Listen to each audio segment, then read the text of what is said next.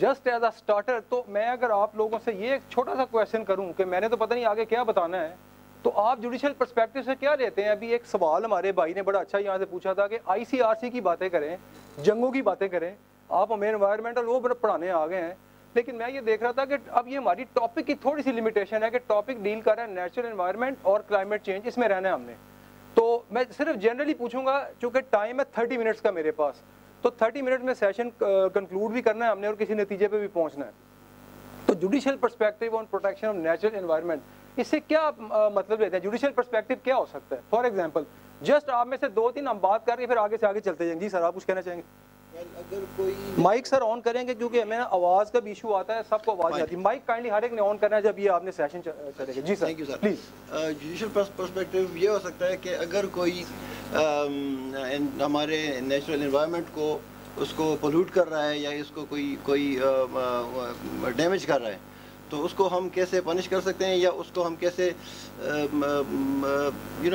Cartel कर सकते हैं। ओके, आपका कीवर्ड मुझे मिल गया। उन्होंने कहा कि जुडिशियल साइड पे कोई बात हमारे सामने आ जाए तो हमने उसको देखना है कि कैसे करना है। आप में से कोई बात करना चाहेगा? मैं आपको बात इम्प्लीमेंटेशन ऑफ लॉ या इंटरप्रिटेशन उसकी, जो किस तरह से उसको एग्जीक्यूट किया जाए, अगर कोई ऐसा कोई। वेरी राइट, लॉज की इम्प्लीमेंट। आप में से कोई बात करेगा? काइंडली बताएं। कीवर्ड बताना है को आपके माइंड में क्या? मैम आप कुछ कहना चाहेंगी?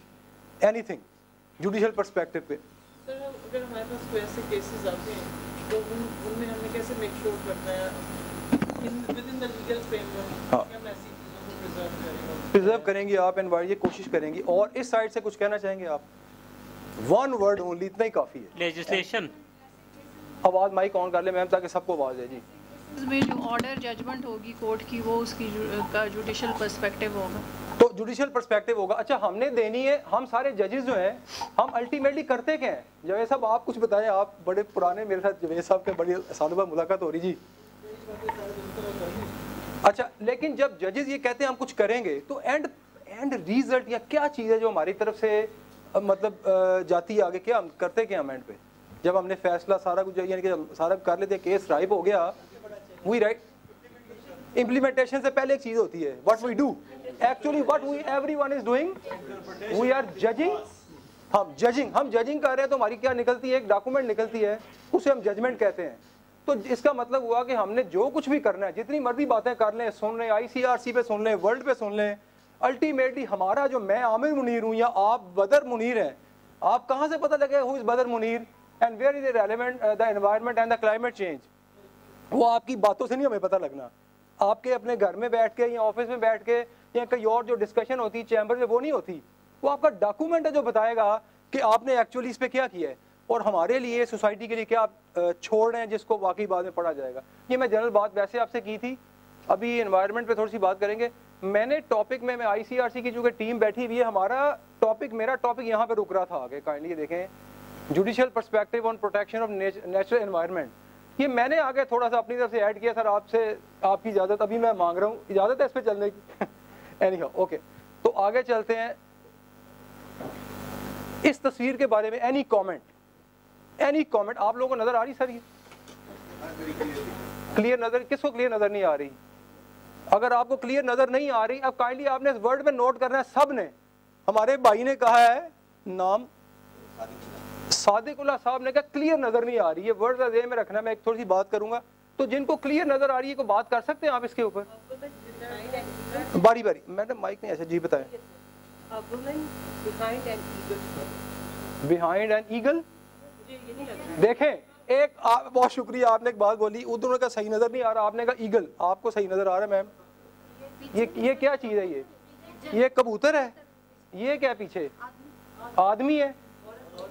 आप बताएं, आपको भी ज्यादा करीब से नजर आ रहा है। औरत है कि मर्द है? ये है खातून है। और मर्द कितने लोग कहते हैं? बच्चा है। और कोई चीज हो सकती है? चले ट्रांसजेंडर भी हो सकता है या हो सकती है कि नहीं? अच्छा, ये बातें, ये मैं वैसी बातें कहा था, ये जस्ट एन आइस ब्रेकर है। अच्छा देखें, जो पीछे से एक बात बड़ी अच्छी बोली उन्होंने कहा हमें तो नजर ही कुछ नहीं आ रहा। अगर हम ये पूछें आपसे कि सर आपको ये चीज नजर आने के लिए तस्वीर यहाँ लगी हुई है, क्या चाहिए आपको? You need something. यहीं पे बैठे रहने तो कैसे नजर आए? क्या चीज चाहिए आपको? मैग्नीफाई, आपको यहाँ बैठ के कोई लेंस चाहिए, कोई दूरबीन चाहिए, कोई ऐनक चाहिए कि आप लगाएं। तो आपने मेरी मदद कर दी है, मुझे पता नहीं था ये अल्फाज मैं कहाँ से लाऊंगा, लेकिन चूंकि आपने कहा मुझे नज़र नहीं आ रहा तो मुझे आइडिया लगा कि ये इसे लिंक कर रहा है। चले इस पर बहस हम ज़्यादा नहीं करते, मैं बता देता हूँ कि ये इनसे भी पूछने जैसा आई ICRC की टीम से, सर आप बता सकते हैं क्या तस्वीर है ये? You are from ICRC?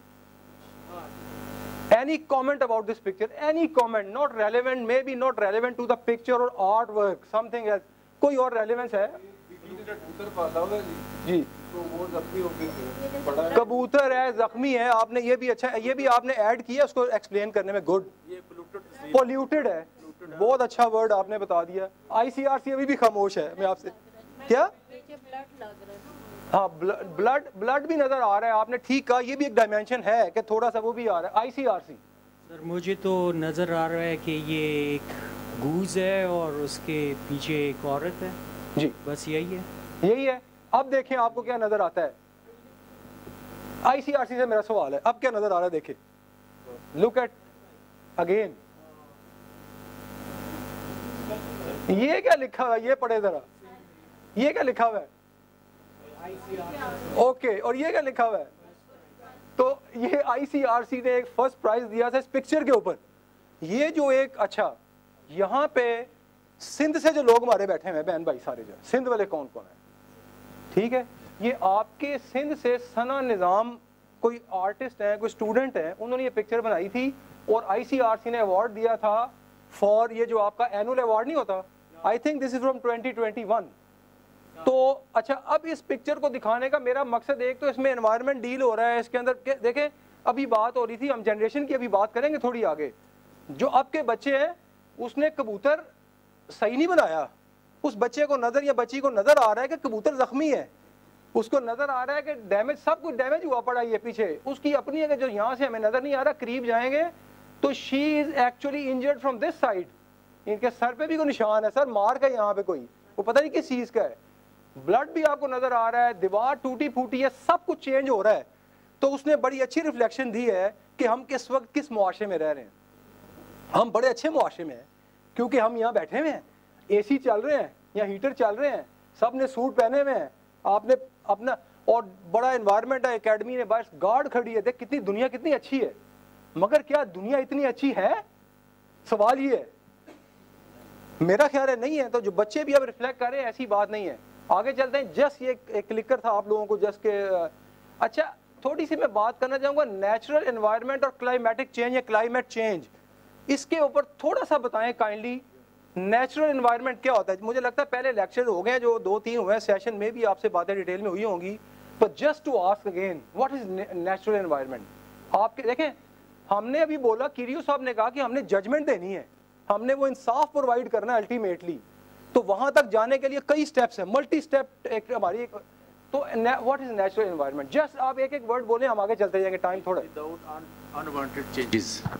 Without Atmosphere without unwanted changes. Unwanted change. अच्छा, और क्लाइमेटिक चेंज के बारे में को बात करें, anyone, what is climatic change या climate environment disturbance in ecosystem. और जी कोई आवाज आई थी यहाँ से? ये नेचुरल एनवायरनमेंट का मतलब ये है कि गिफ्टेड बाय गॉड, जो नेचर हमें जो है ना अल्लाह ताला की तरफ से गिफ्ट। हाँ, नेचुरल एनवायरनमेंट जो गॉड ने गिफ्ट किया है। और क्लाइमेट चेंज का क्या मतलब होगा? ये हुआ कि भी मुख्तलिफ अदवार में जो चीज़ें अफेक्ट करती हैं उस क्लाइमेट, उस नेचुरल एनवायरनमेंट, तो जो अफेक्ट कर देता है। अच्छा, इस पे भी हम चूंकि डिबेट या हमारा कोई बहुत बड़ा एकेडमिक डिस्कशन नहीं है कि हमने कोई PhD करनी है इसके ऊपर, लेकिन जस्ट टू सी UN क्या कहती है, ये मेरे मतलब इसके कई डिफरेंट मीनिंग हो सकते हैं, सिर्फ जनरली अपने जेहन में रखने के लिए, यादाश्त के लिए है। एनवायरनमेंट कहते हैं all living and non living things occurring naturally. मैं आपको 1 मिनट के लिए वापस लेके जाऊंगा। All living and non living things occurring naturally. Now go back, see the picture. ये क्या नेचुरल अकर कर रही है? ये इसको हमने तबाह कर दिया है। ये खातून नेचुरल हालत में है। ये जो ये समझ लें, ये पहाड़, 1 मिनट के लिए प्रिज्यूम कर लेंगे पीछे पहाड़ है, हमने उसका भी बेड़ा गर्क कर दिया है।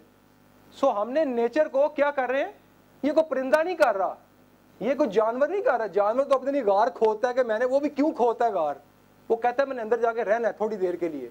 लेकिन जो तबाही, हाँ क्लाइमेट, तो ये तबाही जो हम कर रहे हैं सारे मिलके, उस पर फिर ये सिर्फ ये ना समझे कि परिंदे अफेक्ट हो रहे हैं या पहाड़ और जानवर अफेक्ट हो रहे हैं, अल्टीमेटली कौन अफेक्ट हो रहा है? इंसान हो रहा है। We are living human beings. तो क्या हमारे अलावा भी कोई लिविंग चले हैं, वो भी बात करते हैं। आपने कहा अल्टीमेटली इंसान हो रहा है, आपने इंसान पे क्यों फोकस कर दिया है? क्या आपका राइट है इस दुनिया में रहने का? क्योंकि आपने बोला इंसान, 1 मिनट के लिए आज सारे इंसान मर जाए, 1 मिनट के लिए हम सब मर जाते हैं, no human being alive on the earth, तो क्या जो बाकी चीजें हैं तो उनका कोई राइट नहीं है रहने का? वो दरख्त जो है, वो कीड़ी जो है, वो जो परिंदा जो है, उसको तो आपकी जरूरत ही नहीं मैडम। आपने पानी उसको डालना नहीं डालना उसने खुद ही ढूंढना है, किसी चीज की जरूरत नहीं है। इसी तरह जैसे हम भी छीना छिपटी में लगे हुए, हम भी अपने लिए खाना ढूंढ रहे हैं ना, और घर ढूंढ रहे हैं। अच्छा आगे चलते हैं। तो उन्होंने बोला ऑल लिविंग, और क्लाइमेटिक चेंज की बात देखें क्या हुआ, long term shifts in temperature and weather patterns. ये इसलिए समझना जरूरी है। अगेन मैं जाऊंगा आपको लेके जजमेंट्स की तरफ। मैंने जजमेंट लिखनी है, मगर मेरी जजमेंट के लिखने के लिए क्या जरूरी है कि I must be knowing certain, मुझे उसका कोई थोड़ा सा लिटरेचर चाहिए, मुझे कोई थोड़ी सी आर्गूमेंट चाहिए। बड़ी अच्छी वकील हमने हायर की हैं, ये को हार्वर्ड से आई हैं, वो ऑक्सफोर्ड से आई हैं, तो आप आगे केस प्लीड करेंगी कि हमारी साइंस तो ये कह रही है, हमारी साइंस, तो फिर जज फैसला करेगा या करेगी। उसके बगैर क्या हम कर सकते हैं कि मुझे पता ही नहीं है कि मैं किस रजीम में जा रहा हूँ या जा रही हूँ, और मैं जजमेंट एक लिखनी है मैंने। पर्पज ये नहीं कि आप कहें कि हम एनवायरमेंटल के एक्सपर्ट नहीं है, मास्टर डिग्री नहीं ली हुई है, LLM PhD नहीं किया हुआ। पर्पज ये है क्या उस चीज पे जाने के लिए, उसकी जजमेंट पे पहुंचने के लिए आप समझते हैं कि हमें थोड़ा सा उसकी इधर अवेयरनेस का लेवल हमारा होना चाहिए। We need to read something, we need to understand something. उन 2 वकीलों के अलावा जो आपको उस दिन आएंगे पढ़ाने, वो कानून पढ़ाते हैं हमें आके, वो फैक्ट्स पढ़ाते हैं हमें, फिर कहते हैं जज साहब या जज साहब आप फैसला कर दो, जो आपने करना कर दें, देन यू डिसाइड। लेकिन क्या ये इतनी ही चीज़ काफ़ी है डिसाइड करने के लिए? ये एक अलग डिबेट है। इसमें हो सकता है कीरियो साहब कहे मुझे तो 4 किताबें पढ़नी है, अभी एडजन कर देंगे। हमारे सेशन जज साहब बैठे हैं, वो कहते नहीं भी हमने तो किसी को रिसर्च सेंटर को हमने कहा कि हमें को थोड़ा सा लिटरेचर प्रोवाइड करें। कोई कहेगा मैं किसी अपने जानने वाले को बुला लेता हूँ, वो मुझे ज़रा गाइड कर दे कि एनवायरनमेंट होता क्या है। So you actually add quality into your decision. Meaning मैं कहना ये चाहता हूँ, पॉइंट ये है, जब तक उस चीज़ को हम नहीं पढ़ेंगे, समझेंगे नहीं, गौर नहीं करेंगे, हम शायद एक अच्छा फैसला देने में कामयाब नहीं हो सकेंगे। तो एनवायरनमेंट की बात करना बड़ी आसान है, ICRC के लिए भी, हमारे लिए भी, लेकिन मैं समझता हूँ कुछ हमें एज अ जजेस सेल्फ लर्निंग के मोड में जाना पड़ेगा। और अकेडमी में आने का एक मकसद ये भी है कि हम थोड़ा सा आपको इग्नाइट कर दें, थोड़ा सा हम थोड़ी सी आग लगाएंगे, उसको आपने बढ़ाना है बाद में। अच्छा आगे चलते हैं। ये देखें ये क्या कहता है, ये तस्वीर को देखें, इस पर बात करते हैं थोड़ी सी। What is this? आप कमेंट करें जिसने करें, अच्छा बारी बारी कमेंट करें। कोई बात करना चाहे तो काइंडली माइक ऑन करके बात करनी है। Any comment on this picture? Time थोड़ा है, फैसले का इंतजार है। वार जोन है, यहाँ आना मन है। वार जोन है, आना मन है। कौन रोक रहा है आपको वार जोन में आने में? फौजी रोक रहा है। किसको रोक रहा है? किसको रोक रहा है? फौजी का किधर बंदूक किधर है? अदरिया की तरफ है। उसने मैडम कहती नीचे की हुई है। अच्छा मगर मैडम यहाँ से भी अगर गई ना, देखें गोली का हम बनाते हैं पैराबोला, इधर से जा रही है, वो ये तो इधर जाकर लगी जज को, तो इतनी जज के लिए इतनी थ्रेट ही काफी है कि जज साहब उठना चाहिए या थलों 2 गोलियां मार। अच्छा अच्छा चले, अब ये देखें यहाँ पे क्या हुआ है। जब ये फौजी कह रहा है कि मेहरबानी करके आप तशरीफ ले जाए यहाँ से, क्योंकि हम कहाँ पे हैं, तो जज साहब या जज साहिबा वो क्या फरमा रही हैं आगे से बताएं। अब नाउ दिस इज यू, ये आपने टी-शर्ट पहन ली है, आप क्या कह रहे हैं फौजी को बताएं? डोंट जज मी। इसका क्या मतलब है?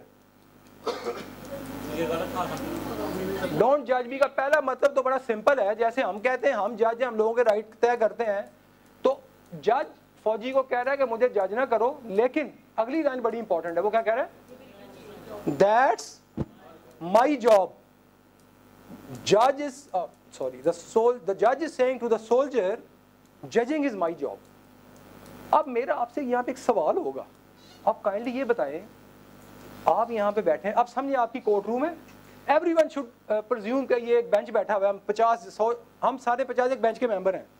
यहाँ से नदीम सुहेल चीमा साहब हमारे डायरेक्टर साहब तशरीफ लाते हैं, दरवाज़ा खोलते हैं, एकदम पिस्तौल खड़ी करते हैं ऐसे कि मैं आपको 3 मिनट दे रहा हूँ, अगर कमरा खाली ना हुआ तो आप सबके ऊपर ये मैंने बटन दबा देना है। मैडम आप बताएं, आप जज हैं, आपके तो बड़े सिपाही साथ आए, मैंने देखा है अभी, वो आपको बचाएगा यहाँ पे आके? अभी नहीं। आप बताएं जी, आपकी हिफाजत कौन कर रहा है? अल्लाह ताला के अलावा मैं पूछ रहा हूँ। अभी इंसानों की अकेडमी कर रही है ना, अकेडमी ने आपके घर वालों को बताया है कि जैसे आए हैं वैसे ही वापस भेजेंगे, फिक्र ना करें। इतने चीमा साहब पिस्तौल लेके खड़े ने, आप कुछ कह रहे हैं? अपना भी होगा तो निकाल लेंगे ना जेब से। मगर अब अगला सवाल बड़ा इंपॉर्टेंट है, आप इस पिस्तौल आपकी तरफ एड्रेस्ड है और आप उसको क्या कह रहे हैं फौजी को? That's my job, can you perform your job? आप वार जोन में होंगे, फौजी आप कह रहे उठे यहाँ से, जैसा हम निकले यहाँ से, चलें हम आ गए, बस हम देखेंगे क्या करना है। अभी आप इसराइल की और गाजा की बातें हो रही हैं, यहाँ पे हम कश्मीर की बातें करते, हमारे बहन भाई बैठे हुए हैं, हम और वार जोन सब की बात कर रहे हैं, मैं जनरल बात कर रहा हूँ। आप जज है काइंडली, आप बताएं क्या करेंगे? आज जवाब दे, आगे जा रहे हैं, मेरा टाइम शॉर्ट। क्या आप जज का क्या काम है? जज का कोई काम नहीं है वार जोन में। मैं ये कह रहा हूँ कि वार हो रही है, जज कहता है, मैं जज कहती है मैं बैठी हूँ, आए जिसने आगे केस लेके आना है। वार तो बाहर हो रही, गोलियां चल रही हैं। अगर किसी का कोई मसला हो जाता है, वो जाना चाहता है या चाहती है, तो क्या अदालतें बंद कर दें काइंडली? मैं रिटायर्ड कई चीजों से हो चुका हूँ। हमारी नौकरी के पीछे। अच्छा ओके, रिटायर्ड, अच्छा चले रिटायर्ड, ठीक है ओके।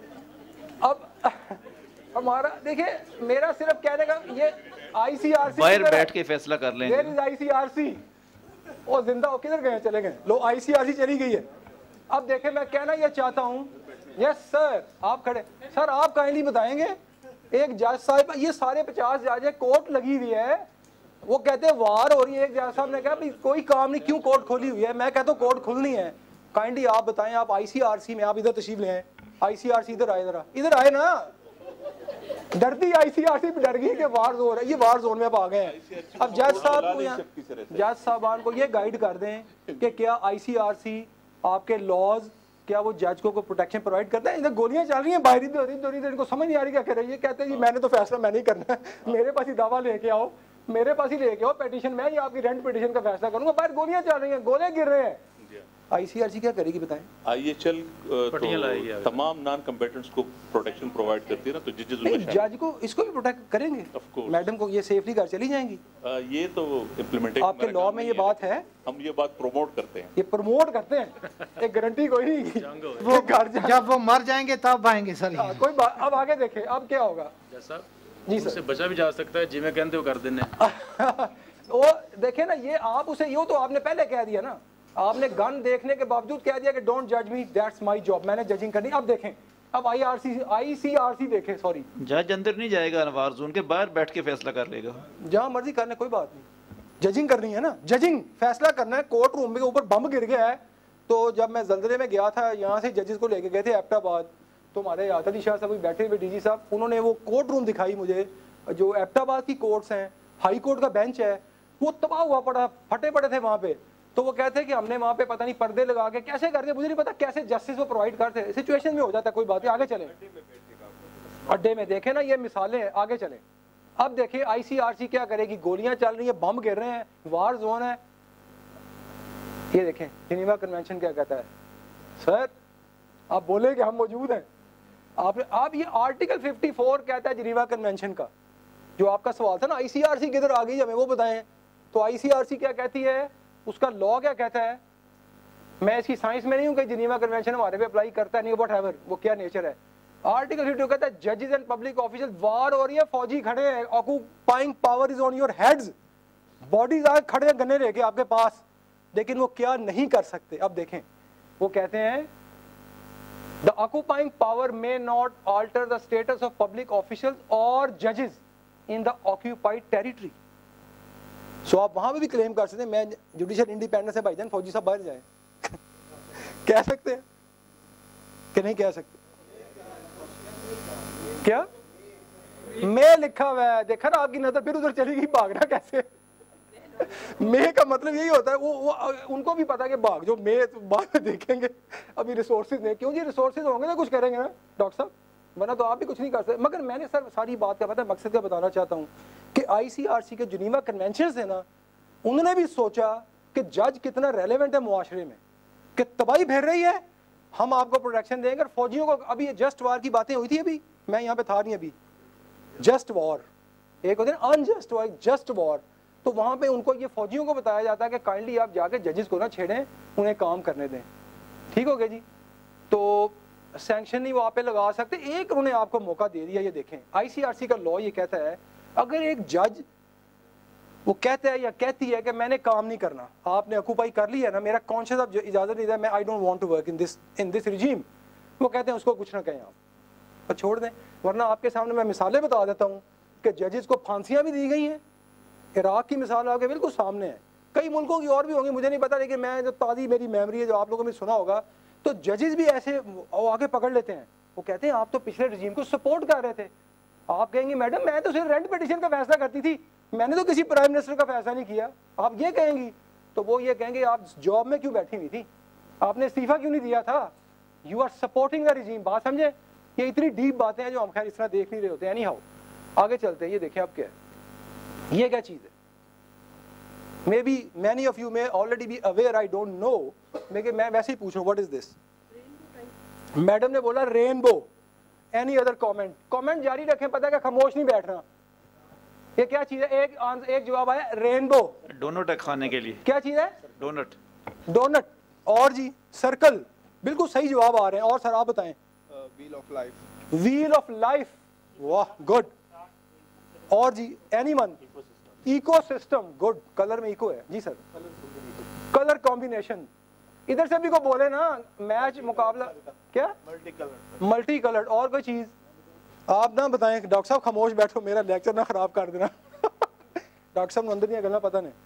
अच्छा ये क्या चीज है, मैंने पूछा इसलिए था, देखें हम दो रजीम के अंदर बैठे इस वक्त बात कर रहे हैं, one is ICRC, the other one is natural and environment और क्लाइमेट चेंज। ये कलर्स ऑफ लाइफ है। बिल्कुल आपने सही बताया जिसने, मगर अगर मैं अब थोड़ा सा लिंक करूं एकदम चीजों को आगे, अगर मैं इतना बता दूं कि दिस इज अ लोगो, अब आपके माइंड में क्या आता है अगर ये मैं कहूं ये लोगो है, क्योंकि हम सब जजेस, आपने कहा जी हम फैसला करेंगे, एनवायरनमेंट का केस आ जाए बड़ा अच्छा फैसला कर देंगे, क्लाइमेट का इशू आ गया बड़ा अच्छा फैसला कर देंगे, फलाना करे बड़ा अच्छा कर देंगे। जस्ट इमेजिन सर, आप बताएं इक्वालिटी, नहीं अब लोगों में आ जाए। चलें ये आपने इसको, चलो मैं आगे चलता हूँ, टाइम बचाते हैं। मैंने जो चीज़ थ्रो करनी थी आप लोगों पे कि आइडिया पिक करवाना था आपको कि देखें कितनी मैटर करती है कि हम एनवायरमेंटल जज हैं, समझे, सब एनवायरमेंट के जज हैं या क्लाइमेट कोड के जज हैं।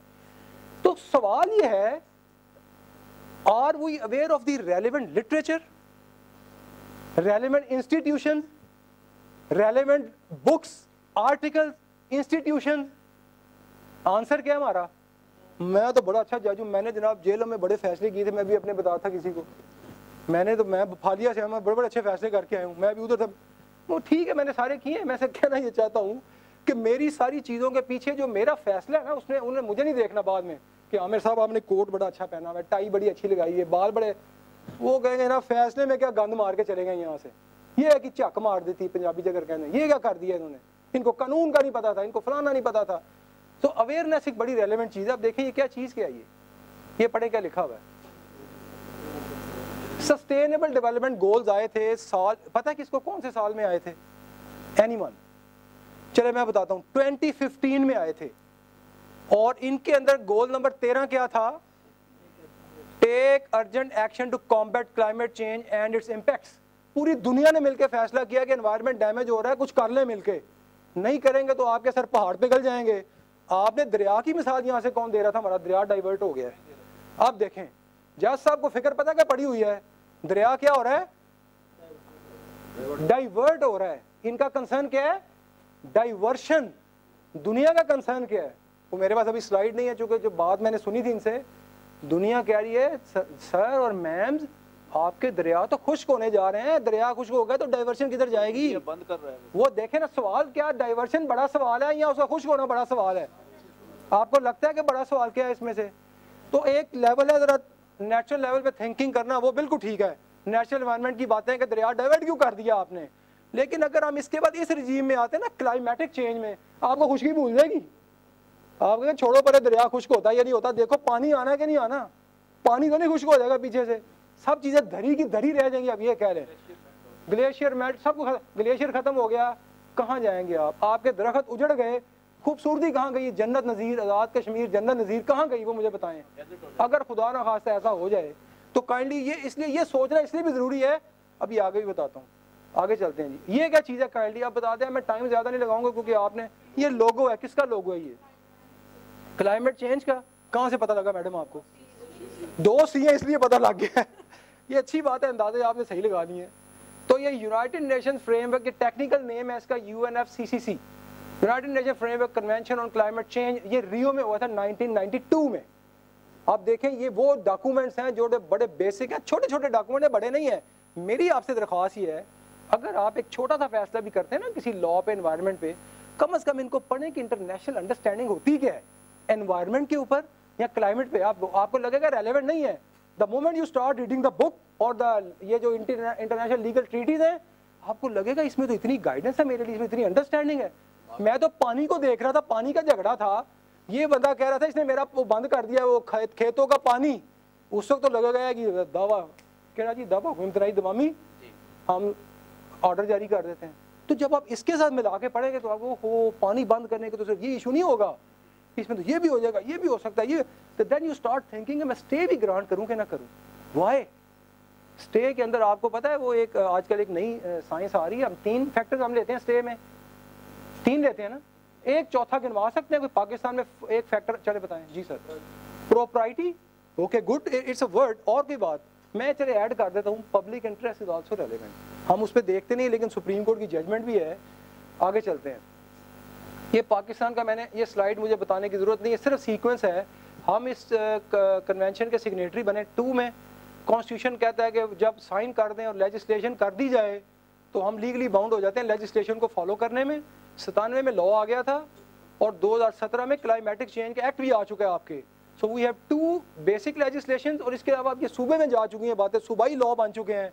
लेकिन मैं फिर बात करूंगा, काइंडली इस पर नोट करें एज अ जजेस कि ये सिर्फ और सिर्फ ये बात इंटरनेशनल लेवल पे क्लाइमेट की या बड़े लेवल पे बातें करने की और है।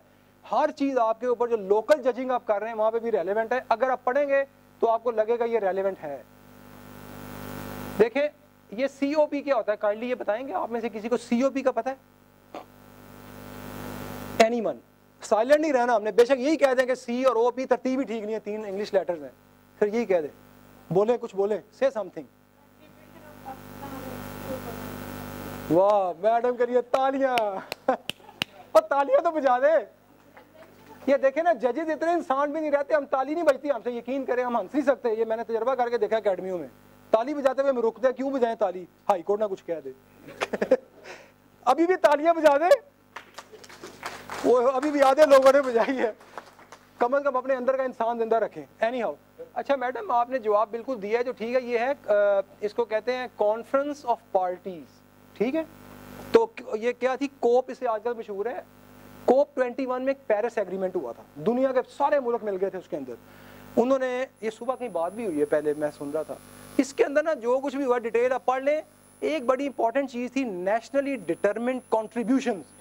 हर मुल्क ने ये बताना है कि मैं जो एनवायरनमेंट और क्लाइमेटिक जो डैमेज हो रहा है, हमारा मुल्क इसमें क्या कंट्रीब्यूट कर रहा है। कंट्रीब्यूट से मुराद है सेविंग की साइड पे, क्लाइमेट को सेव करने के लिए जो उसमें हमारी क्या कंट्रीब्यूशन है एक।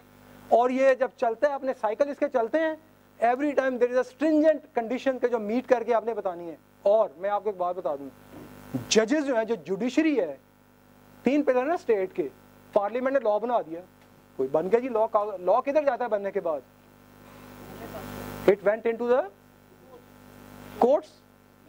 कोर्ट में तो आएगा एंड में, जब कोई झगड़ा बनेगा ना, उससे पहले किधर जाता है? किसी किताब में जाता है। वो एक किताब छप जाती है, फिर एग्जेक्टिव ने देख लिया, वो अच्छा जी देखेंगे क्या करना है, पॉलिसी बनानी है, देखेंगे बनानी है कि नहीं। आपके दरिया मुड़ रहे हैं, पॉलिसी अभी बननी है, आपका कुछ और हो रहा है, अभी कुछ बनना है। तो कोर्ट में बात कब आती है? हर दुनिया का झगड़ा जो एक मुल्क में चल रहा है, अल्टीमेटली कहाँ आगे उसने सेटल कहाँ पे होना है? कोर्ट्स में होना है। तो अपनी अहमियत समझें कि आपकी कितनी अहमियत है। अगर आपको लगता है कि क्या इस कॉन्टेक्स्ट में मैंने चीज़ों को देखना है, तो ये ना समझें कि हम जज, हमारा का काम है एग्जेक्टिव से, हमारा का काम है लेजिस्लेचर से। हमारा काम पता है क्या है? Judiciary is playing at number 134 out of 150। ये हमारा काम है। देखें मजे की बात क्या है, 150 मुल्कों को चेक किया उन्होंने, दुनिया ने 134 में हमारा नंबर जा रहा है। हम कहते हैं हमारा का काम है ट्रीटी पढ़ने का, हमारा का काम है देखने का क्लाइमेटिक चेंज हो रहा है, हमारा का काम है दरिया खुश्क हो जाएंगे तो होते रहे, हमारा का जाता है। वो आगे बताएगी आपको हाई कोर्ट क्या जाता है, मैं सुप्रीम कोर्ट का फैसला मैं दिखाऊंगा। तो ये रेलेवेंस की मैं बात कर रहा हूँ, हमें ये लिटरेचर पढ़ना चाहिए। अब देखें यहाँ पे मैं आपको 5 स्टोरीज पे बात करूँगा और उनके 5 केसेस की हम बात करेंगे। क्या 5 स्टोरीज मैं आपके लिए लेके आया हूँ, क्या 5 केसेस है जिस पे हम थोड़ा सा देखते हैं। और ये लफ्ज़ क्या, ये बताइए, को बता सकता है व्हाट इज दिस, इसका को मतलब बताए क्या, रिजिलियंस या जो मर्जी आप कह लें इसको। मैडम आप बताएं। रिजिलियंस होती है स्ट्रेंथ। अच्छा, और एनीथिंग आप कुछ कहना चाहेंगी? रिजिलियंस का वर्ड कभी किसी ने पढ़ा है क्या? बताएं। ओरिजिनल पोजीशन पे बैक पे लेके जाना। अच्छा, और ठीक है, ओके, कैरी ऑन जी। टू रेजिस्ट चले बात को खत्म करते आगे चले। ये रेजिस्ट का ऑपोजिट कह ले आप, नॉट या to struggle to reach to become, के आप कहते हैं मैं क्लाइमेट को मार्जिन दूंगा या दूंगी अपने निज़ाम के अंदर। सो अगर मेरा काम जजिंग है और क्लाइमेट पे जजिंग करनी है तो क्लाइमेट का इशू तो मुझे पता लगे ना, मेरे डिसीजन में रिफ्लेक्ट तो कहीं करें ना। वो कैसे करेंगे? जब मैं अपने आप को मार्जिन सोचने का दूंगा या दूंगी कि मुझे सोचना है, पढ़ना है। अब मैंने जो फैसला, पहले मैं बहुत आराम से स्टे ग्रांट कर देता था या कर देती थी, अब नहीं स्टे मिलना। अब स्टे आएगा आपके, ये क्यों मैं स्टे इस पे, तो मैं यहाँ आप अपोजिट चली जाएंगे। आप ना ये तो बहुत ज़रूरी है यहाँ पे रोकना, चीज़ को नहीं रोका एनवायरनमेंट तो डैमेज होना ही होना है अल्टीमेटली। क्लाइमेट अगर 50 जगह पे एनवायरनमेंट डैमेज हो रहा है, 50 स्टे की एप्लीकेशन आ गई हैं, फर्ज करें तो 50 स्टे टेकन टुगेदर वो अल्टीमेटली क्लाइमेट डैमेज में चले जाएंगे ना। अगर हम नहीं कर, मैं मिसाल दे रहा हूँ आपको, जब छोटी छोटी बात मिलके क्लाइमेट डैमेज हो रहा है। तो ये अब देखिए, इस पे आते हैं, ये देखें ये क्या चीज़ है, व्हाट इज दिस? मिनरल्स हैं, कोल है, चले ठीक हो गया।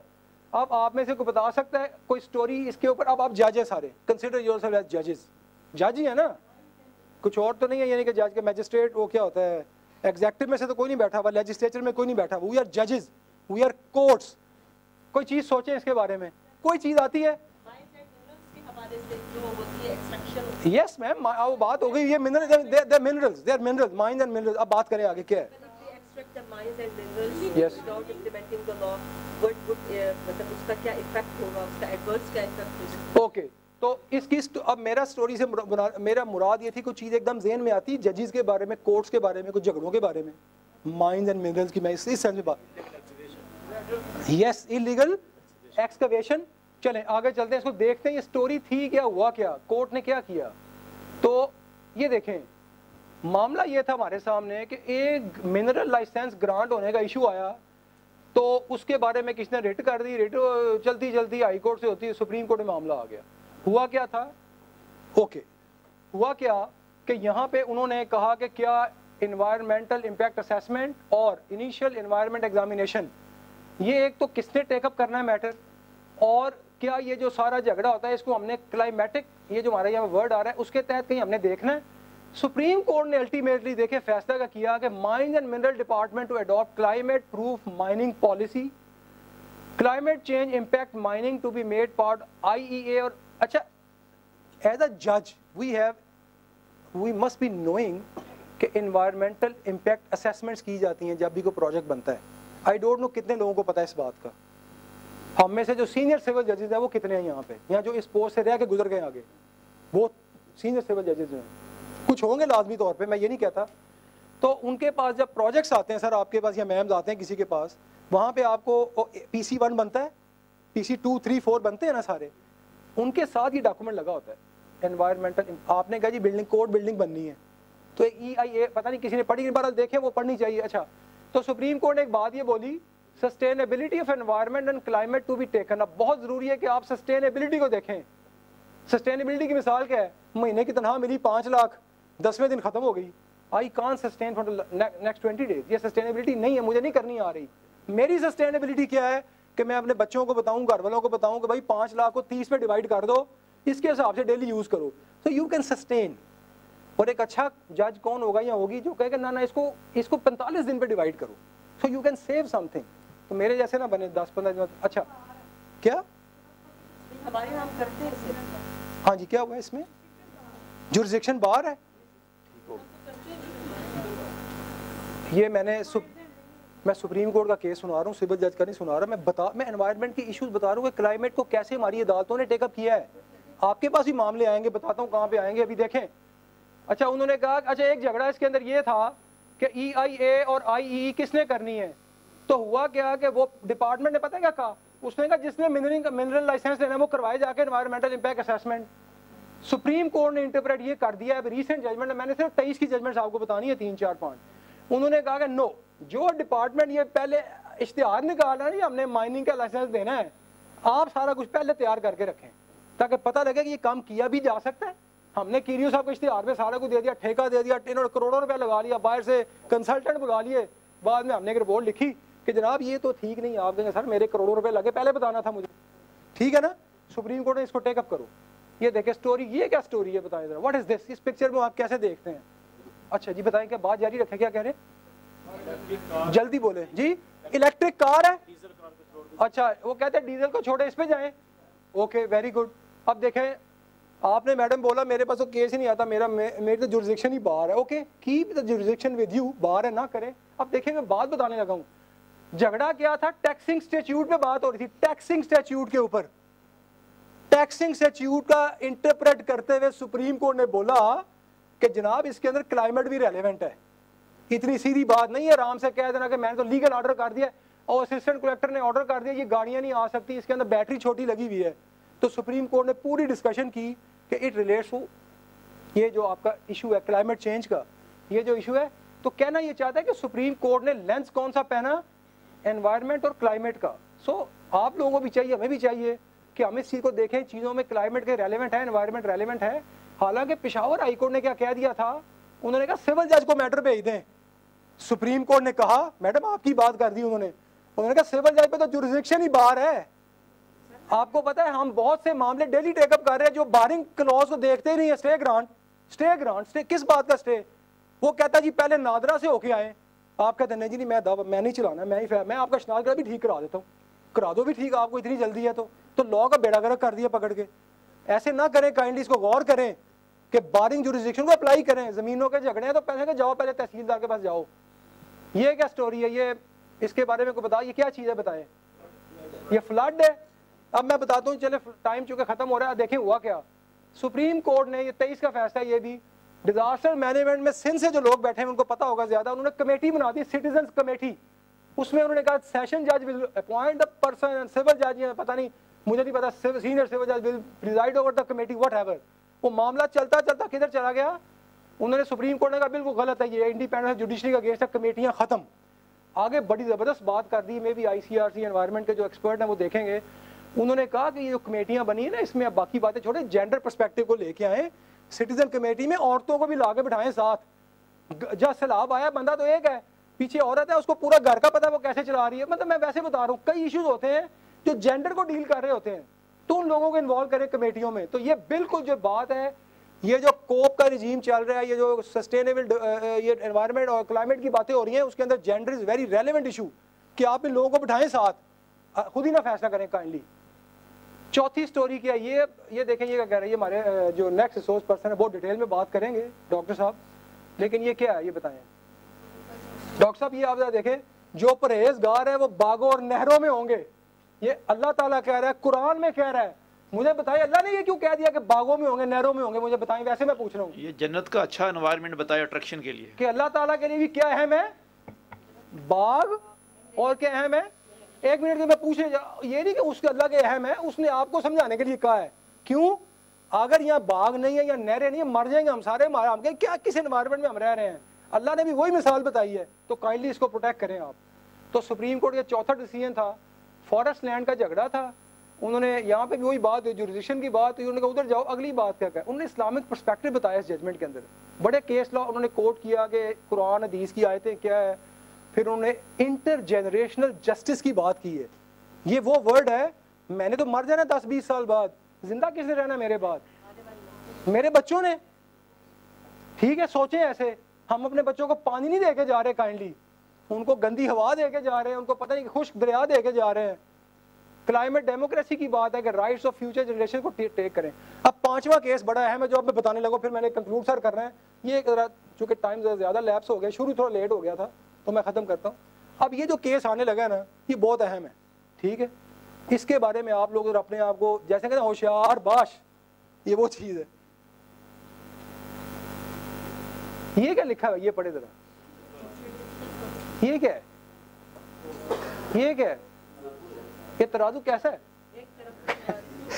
तराजू ऐसा होता है क्या? आजकल ऐसा नहीं होता, तराजू हमेशा ऐसा होता है।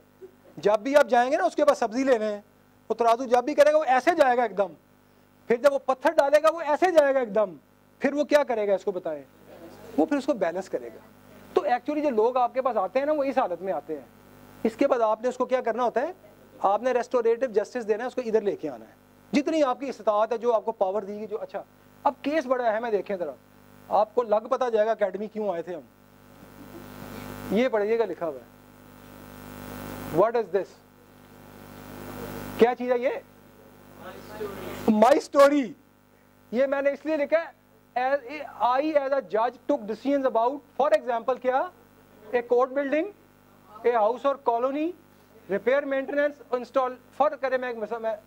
Now this case is to show, अब एक काम हमने करना टू एंड दिस सेशन। मेरी आपसे रिक्वेस्ट होगी यहाँ पे समझे, अब आप जा जाएं, ये को 2-3 बातें हैं, चूँकि एकेडमी का एक पर्पज़ बहुत बड़ा ये भी है कि आप लोगों को क्रॉस आपके वो करवाए जाएँ, जो थॉट्स हैं, जो आइडियाज़ हैं, जो एक्सपीरियंसेस हैं। देखिए ना पूरे पाकिस्तान के जजेस बैठे हुए हैं, तो आप एक जज आप में से, हर सूबे में से, आज़ाद कश्मीर, सिंध, काइंडली छोटी सी मिसाल ये बतानी है कि जब व्हेन आई लाइक मैंने एक सिचुएशन डील की थी, इनमें से हाउ आई डिसाइडेड, जिसमें कि ये 2 वर्ड अगर आपको कहीं रेलेवेंट लगे हों, नेचुरल एनवायरनमेंट और क्लाइमेट चेंज, या नेचुरल एनवायरनमेंट की जगह हम बात कर लेते हैं। सिर्फ आपने एक कोई बात करना चाहे, काइंडली आप शुरू करें, टाइम शॉर्ट है, आपने एक छोटी सी मिसाल अपनी बतानी है। आप में से कोई बता सकेगा? पंजाब से पहले मैं कहता हूँ, पंजाब से कोई मिसाल देना चाहेगा कि मेरे पास कोई ऐसा मैटर आया था, मैटर से मुराद है जुडिशल साइड की, को बेशक बता दें, बेशक आप एडमिनिस्ट्रेटिव बता दें, जो मैंने आपको सीनियर सिविल जज या सेशन जज की बात की। एनीवन फ्रॉम पंजाब कोई कॉन्ट्रीब्यूट को शेयर करना चाहता है कि मैं जब कोर्ट बिल्डिंग का फैसला करने लगा था कि कैसी होनी चाहिए, तो मैंने इसको फोकस किया था, या मेरे पास कोई सिविल सूट आया था, मैंने ये किया था। कोई बात, पंजाब से नील है। सिंध से कौन है जी?